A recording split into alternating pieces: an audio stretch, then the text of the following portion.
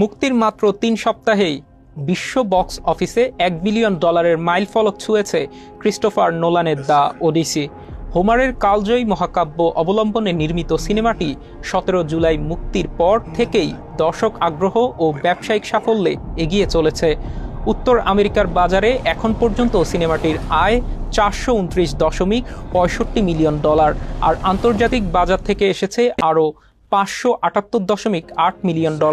সব মিলিয়ে মোট আয় ছাড়িয়েছে $1 বিলিয়ন, যা নোলানের ক্যারিয়ারের এক বিশেষ অর্জন।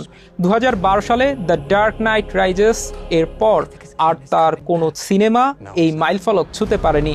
দ্রুতই এটি হতে চলেছে নোলানের সবচেয়ে বেশি আয় করা সিনেমা।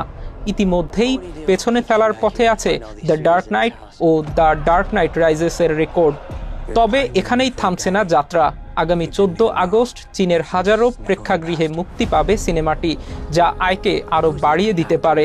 ট্রোজান যুদ্ধ শেষে রাজ্যে ফেরার বিপদসংকুল সমুদ্র যাত্রায় রাজা ওডিসিয়াসের সংগ্রাম নিয়েই এই গল্প।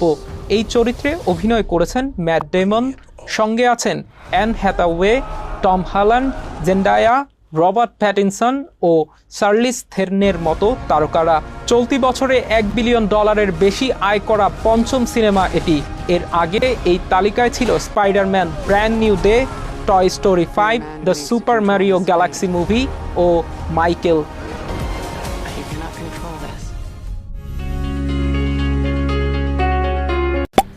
Subscribe to my channel and also press this bell icon.